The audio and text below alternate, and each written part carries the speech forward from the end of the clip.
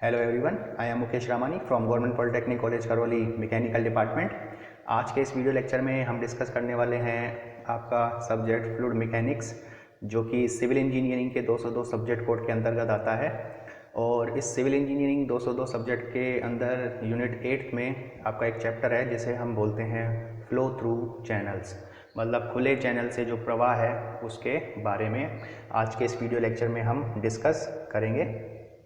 तो इससे पहले भी हमने डिस्कस किया था कि जो पाइप से फ्लो होता है, लेकिन इस वीडियो लेक्चर में हम डिस्कस करेंगे जो चैनल्स हैं उनमें प्रवाह की कंडीशंस क्या होती हैं, किस किस प्रकार के प्रवाह इसमें एक्सप्लेन होते हैं। तो पाइप के केस में हमने पढ़ा था जो भी प्रवाह होता है वो बेसिकली जो प्रेशर डिफरेंस मतलब दाब में जो अंतर होता है उसकी वजह से होता है। लेकिन अगर हम बात करें खुले चैनल की, तो खुले चैनल से जो प्रवाह होता है वो हमेशा जो वायुमंडलीय दाब पर होता है, उसकी जो सरफेस होती है वो हमेशा एक कांस्टेंट प्रेशर पर होती है जिसकी वैल्यू वायुमंडलीय दाब के बराबर होती है। तो जनरली फ्लो की बात करें, प्रवाह की बात करें, तो एक प्रवाह प्रेशर डिफरेंस से होता है और दूसरा प्रवाह आपका होता है ग्रेविटी की वजह से। ग्रेविटी की वजह से मतलब अगर किसी भी चैनल में या किसी भी पाइप भी हो सकता है, पाइप में अगर आपने कोई भी हल्का स्लो प्रोवाइड करवा दिया तो ग्रेविटी के इन्फ्लुएंस की वजह से उसमें फ्लो होना शुरू हो जाता है। तो अगर एक प्रिंसिपल की बात करें एक खुले चैनल से प्रवाह, तो खुले चैनल से जो प्रवाह होता है वो गुरुत्वाकर्षण बल मतलब ग्रेविटी की वजह से ही होता है। तो सबसे पहले हम इसको एक्सप्लेन करते हैं कि जो खुले चैनल्स हैं उसको कैसे एक्सप्लेन किया जाता है। तो इसमें ये देखा जाता है यदि प्रवाह होने वाले द्रव की मुक्त सतह पर दाब वायुमंडलीय दाब के बराबर हो तो उसे खुले चैनल से प्रवाह कहा जाता है। खुले चैनल में नदियाँ, नहरें, नाले सम्मिलित होते हैं। खुले चैनल में द्रव के प्रवाह के लिए चैनल की तली मतलब बॉटम को स्लोप में रखते हैं, एक ढाल में रखते हैं। द्रव के प्रवाह ढाल की वजह से होता है, दाब की वजह से नहीं। मतलब इस ओपन चैनल से जो फ्लो होता है वो प्रेशर डिफरेंस की वजह से नहीं, वो आपका केवल स्लोप मतलब ग्रेविटी की वजह से होता है। और ये चैनल आपका पाइप भी हो सकता है, जैसे सपोज आपका एक सीवरेज पाइप है, उसमें जो भी फ्लो होता है वो एक तरह से ओपन चैनल है, क्योंकि उसकी जो पृष्ठ है उस पर जो वायु दाब होता है वो वायुमंडलीय दाब के बराबर होता है। तो किसी भी पाइप में यदि वायुमंडलीय दाब पर प्रवाह हो रहा हो तो वह भी एक चैनल की तरह कार्य करता है, जैसे सीवर लाइन, गंदे पानी की नालियाँ इत्यादि। तो बेसिकली ये तो परिभाषा हुई कि खुले चैनल से जो प्रवाह होता है उसकी कंडीशन में होता है, उसको कैसे परिभाषित किया जाता है। उसके बाद डिस्कस करते हैं कि जो खुले चैनल से है उसमें से डिस्चार्ज मतलब निस्सरण को कैसे ज्ञात किया जाए। तो निस्सरण ज्ञात करने के लिए हम डिस्कस करते हैं कि जो चैनल्स हैं उनसे डिस्चार्ज को कैसे कैलकुलेट किया जाए। तो सबसे पहले अगर हम बात करें डिस्चार्ज थ्रू चैनल्स, तो ये खुले चैनल से निस्सरण डिस्चार्ज थ्रू ओपन चैनल्स, तो चेजी सूत्र को पहले डिस्कस करते हैं। तो इसके लिए हम एक चैनल को कंसीडर करते हैं। सपोज जैसे आपको डायग्राम दिखता है, डायग्राम में हमने ये एक चैनल को कंसीडर किया, ये चैनल का बॉटम है सपोज, और ये जो बॉटम है वो हॉरिजॉन्टल से इस आई स्लोप पर है या आई एंगल पर है, इसमें मुक्त पृष्ठ से आपका फ्लो होता है इस तरह से, ये कंडीशन है। तो इस चैनल में हमने दो सेक्शन कंसीडर किए, एक ये सेक्शन, दूसरा ये सेक्शन, और इस फ्लूइड एलिमेंट के ऊपर हम अब डिस्कस करेंगे इस फ्लूइड एलिमेंट पर कितने प्रकार के फोर्स काम करते हैं उसके बारे में, और उसी से हम इधर से जो डिस्चार्ज है उसको कैलकुलेट किया जाएगा। तो सबसे पहले अगर हम ये बात कर रहे हैं कि जो चैनल है, तो माना एक खुले चैनल में एक समान प्रवाह हो रहा है। एक समान प्रवाह का मतलब होता है यूनिफॉर्म फ्लो।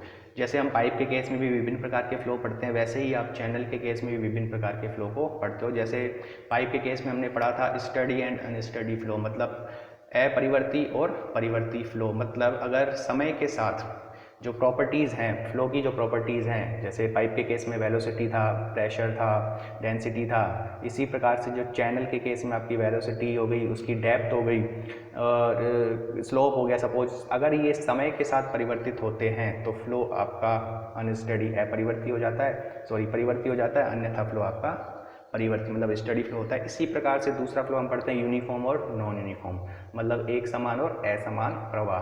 तो जैसे टाइम के रेस्पेक्ट में बताया गया, वैसे ही लेंथ के रेस्पेक्ट में भी या डिस्टेंस के रेस्पेक्ट में भी अगर फ्लो प्रॉपर्टीज़ लेंथ दूरी के साथ चेंज होती है तो वह एक नॉन यूनिफॉर्म फ्लो हो जाता है।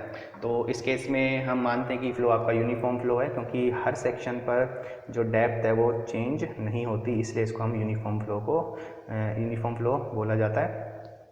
दूसरा, अगर फ्लो की बात करें तो लेमिनार और टर्बुलेंट फ्लो है, जैसा हम पाइप के केस में पढ़ते आ रहे हैं वैसे ही हम चैनल के केस में भी डिफाइन करते हैं। एक और चैनल की बात करें तो क्रिटिकल फ्लो, सब क्रिटिकल फ्लो और सुपर क्रिटिकल फ्लो की बात होती है, उसको हम इसके नेक्स्ट चैप्टर में डिस्कस करेंगे। तो इस प्रकार से चैनल्स के केस में भी जो टाइप्स ऑफ फ्लो है उसको डिफाइन किया जाता है as a steady and unsteady flow, uniform and non uniform flow, laminar and turbulent flow, और आपका जो क्रिटिकल, सब क्रिटिकल और सुपर क्रिटिकल फ्लो, तो उसके बारे में भी हम देखेंगे। तो हाल फिलहाल हम ये मानते हैं कि जो आपका चैनल है उसमें यूनिफॉर्म प्रवाह हो रहा है, एक समान प्रवाह हो रहा है, अर्थात वेग, गहराई तथा प्रवाह का क्षेत्रफल लंबाई के साथ परिवर्तित नहीं होता। तो कुल मिला के हम अब इसका डेरिवेशन करते हैं कि किस प्रकार से डिस्चार्ज को कैलकुलेट किया जाए। तो चित्रानुसार परिच्छेद 1 तथा 2 लेते हैं। हमने ये परिच्छेद लिया और एक ये परिच्छेद लिया, और इस परिच्छेद के बीच में हम डिस्कस करते हैं कि क्या क्या वैल्यू है। तो इसमें हमने डिस्कस किया L चैनल की लंबाई, जो आपका सेक्शन 1 है उसकी लेंथ, A प्रवाह का क्षेत्रफल। प्रवाह का क्षेत्रफल के मतलब है कि प्रवाह की दिशा में जो उसका अनुप्रस्थ काट का क्षेत्रफल होगा उसी को हम प्रवाह का क्षेत्रफल कहते हैं। I चैनल का ढाल, ये आपका दिखता है, ये चैनल का ढाल है I। हॉरिजॉन्टल के साथ जो चैनल का बॉटम है वो कितना एंगल बनाता है उसे स्लोप कहते हैं। V आपका प्रवाह का औसत वेग हो जाता है। P परिच्छेद का बीघा परिमाप, बीघा परिमाप मतलब वेटेड पेरीमीटर। एक और कांस्टेंट हम डिफाइन करते हैं जिसको हम बोलते हैं F।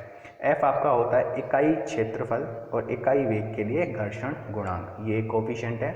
इस कोफिशिएंट की वजह से ही हम फ्रिक्शन फोर्स कितना लगता है उसको कैलकुलेट करते हैं।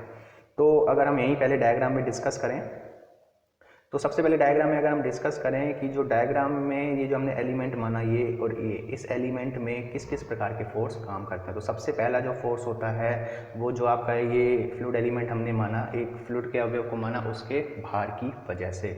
तो ये आपको दिखता है W, लेकिन ये जो भार होता है वो हमेशा ऊर्ध्वाधर नीचे की तरफ कार्य करता है। हमें फ्लो की दिशा में फोर्स को देखना है, तो फ्लो की दिशा आपकी ये हो गई। तो इस दिशा में हमें देखना है कि कौन कौन से फोर्स काम करते हैं। W आपका नीचे की तरफ काम करता है, और अगर हम फ्लो की दिशा में बात करें तो इसके 2 कंपोनेंट होंगे, एक कंपोनेंट फ्लो की दिशा में होगा और एक कंपोनेंट फ्लो के परपेंडिकुलर दिशा में।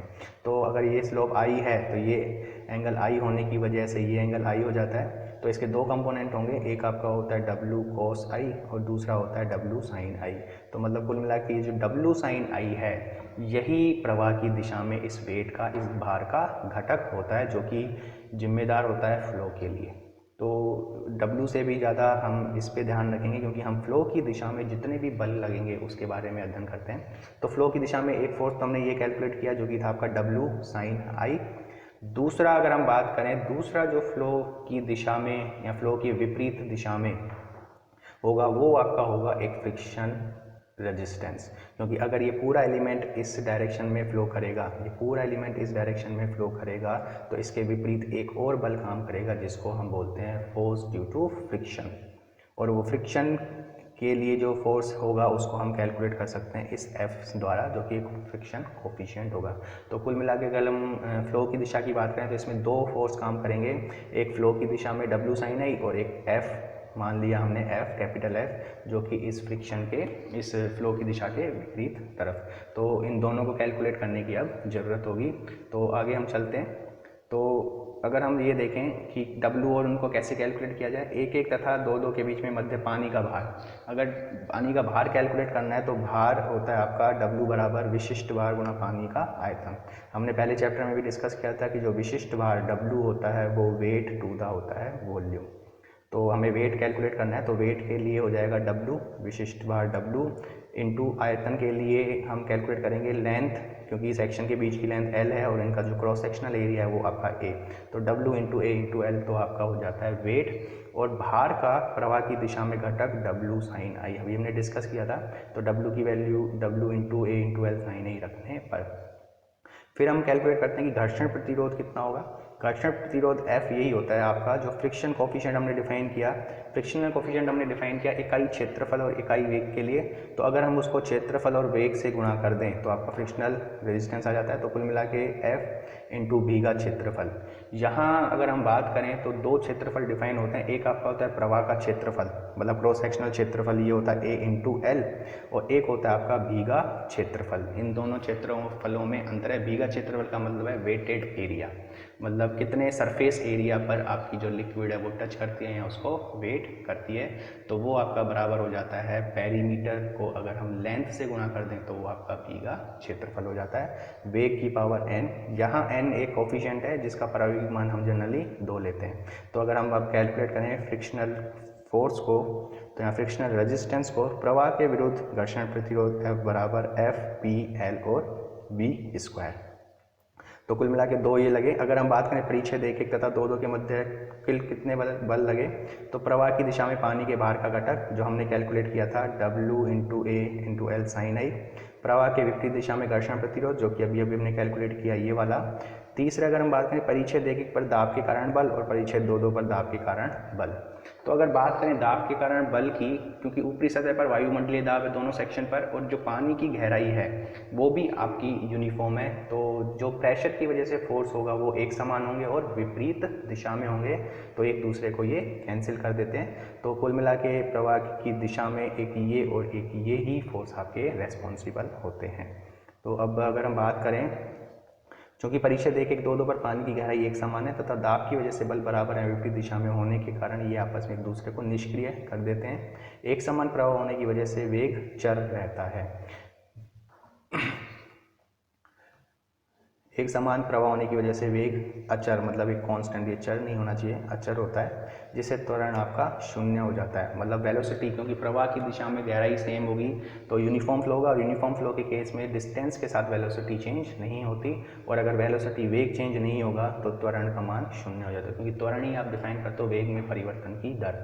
तो वेग में परिवर्तन नहीं होगा तो त्वरण का मान शून्य हो जाता है, अतः प्रवाह की दिशा में परिणामी बल शून्य के बराबर हो जाता है। कभी भी हम जब फोर्स की इक्वेशन लिखते हैं तो F equal to net force जो होता है वो मास इंटू एक्सेलरेशन के बराबर लेते हैं, लेकिन इस कंडीशन में यूनिफॉर्म वेलोसिटी होने की वजह से जो त्वरण है वो शून्य हो जाता है, तो प्रवाह की दिशा में जो नेट फोर्स होगा उनकी जो वैल्यू होगी वो 0 के बराबर। तो इसी कंडीशन से हम इसको कैलकुलेट करते हैं। तो प्रवाह की दिशा में परिणामी बल बराबर 0। पहला आपका ये था प्रवाह की दिशा में, ये आपका प्रवाह की विपरीत दिशा में, तो हमने माइनस साइन को यूज़ किया, बराबर 0, और इनको आगे सॉल्व करने पर ये आपकी जो वैल्यू है वो कैलकुलेट होके आती है वेलोसिटी की। तो फाइनली वेलोसिटी की जो वैल्यू है वो आपकी इस कंडीशन से ये वैल्यू कैलकुलेट होके आती है, जहाँ पे स्पेसिफिक वेट W, F आपका कोफिशिएंट ऑफ फ्रिक्शन, इकाई क्षेत्रफल और इकाई वेलोसिटी के लिए, A/P आप पहले भी डिफाइन कर चुके हैं, इसको हम बोलते हैं M जो कि द्रव्य माध्य गहराई, हाइड्रोलिक मीन डेप्थ बोला जाता है, और साइन आई आपका जो एंगल है बॉटम का हॉरिजॉन्टल के साथ। तो A/P की वैल्यू को हम M के बराबर रखते हैं। यहाँ under root of W into F, इसको एक कांस्टेंट है, इसी कांस्टेंट को हम बोलते हैं चेजिस कांस्टेंट, जिसे हम डिफाइन करते हैं C से। तो आगे कहते हैं आई का मान अल्प होने की वजह से जो साइन आई एंगल बहुत कम, क्योंकि जो स्लोप होता है वो जनरली बहुत कम होता है लेंथ के हिसाब से, तो साइन आई की वैल्यू आई के बराबर हो जाती है।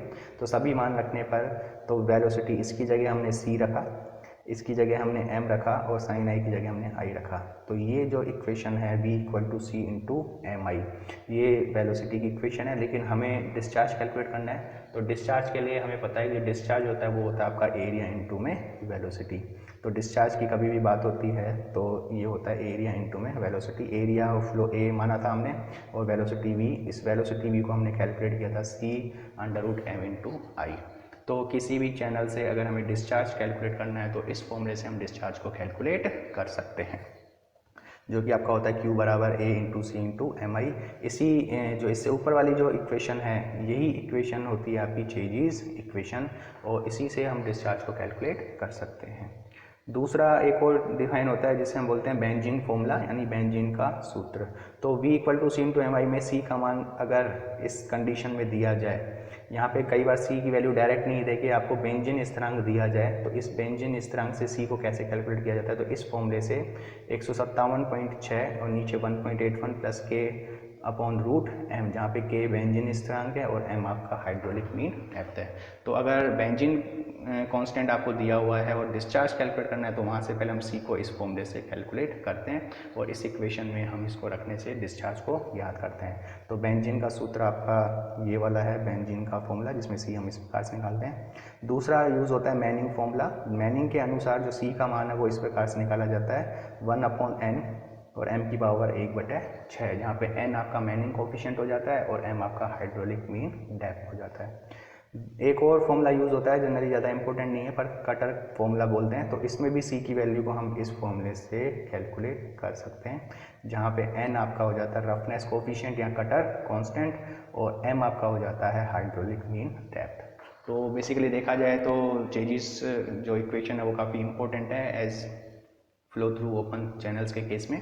मैनिंग फॉर्मूला भी कई बार ज़्यादा पूछ लिया जाता है, लेकिन ये इतने इंपॉर्टेंट नहीं है, तो आपके सिलेबस में है इसलिए इसको यहाँ पे डिस्कस करना ज़रूरी हो जाता है। तो ये आपका कुल हुआ कि किसी भी चैनल से हम डिस्चार्ज को कैसे कैलकुलेट कर सकते हैं।